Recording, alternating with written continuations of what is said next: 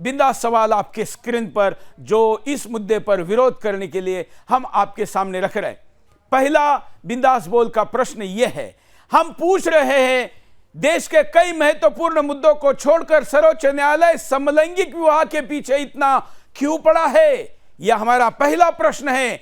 हम ये प्रश्न इस देश के जनता के प्रतिनिधि के तौर पर पूछ रहे हैं कि आखिर इतने सारे मुद्दे हैं, 3.5 करोड़ केसेस सरकार न्यायालय के पास पेंडिंग है, ऐसा खुद न्यायालय कहता है।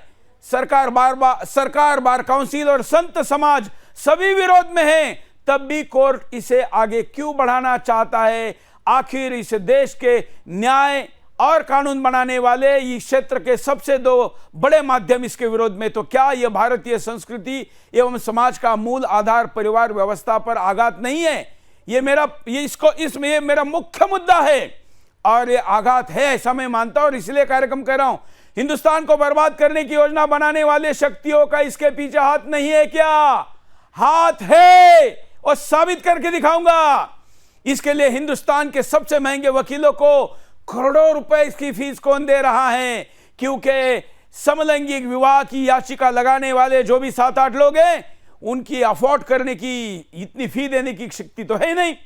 जिन देशों में समलैंगिक विवाह कानून वैध रूप से है, उन देशों के आंकड़े समर्थन में नहीं है, फिर भी यहां इसे क्यों लागू करने का प्रयास हो रहा है? जिन देशों में यह है वहां तो विफल है, पूरा परास्त है, और उसके बावजूद यहां पर क्यों हो रहा है? न्यायाधीश कानून के जानकार है, जैविक विज्ञान धर्म संस्कृति के नहीं, तो वह कैसे निर्णय कर रहे हैं जो उन्होंने पढ़ा लिखा समझा ही नहीं?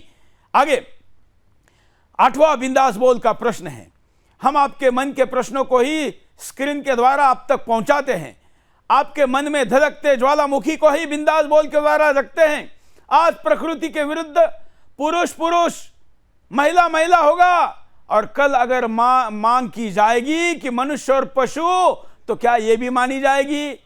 आखिर मांग, डिमांड और सप्लाई की बात होगी और न्यायालय डिमांड ऑफ सप्लाई पर मांग करेगा, तो फिर तो यह भी एक दिन मानने पड़ेगा। और कई देशों में ऐसे कानूनों की तरफ समाज बढ़ रहा है, विकृति को वहां पर स्वीकृति देने का प्रयास हो रहा है, और यह विकृति को स्वीकृति अगर इस देश में होगी तो फिर यह देश भी बर्बाद होगा, और वही करने का प्लान यहां पर चल रहा है। आगे बिंदास बोल में अगला प्रश्न है, सांसदों का चयन ही कानून बनाने के लिए होता है, संसद के कार्य में न्यायपालिका हस्तक्षेप क्यों कर रही है? आगे आखिर कानून बनाने के लिए तो सरकार चुनी जाती है, संसद चुने जाते हैं, लाखों करोड़ रुपए का खर्च किया जाता है, तो फिर वो अगर उसका काम है तो न्यायालय क्यों नहीं कराए? सरकार शालीनता से न्यायालय को कह रही है कि मत बनाओ, उसके बाद भी अगर न्यायालय अपने मर्यादाओं को लांघता है तो सरकार खुला विरोध करेगी। यह सत्ताधारी पार्टी घोषित करे तभी ये रुकेगा, जनता के मन में विश्वास जगेगा, ऐसा मुझे लगता है।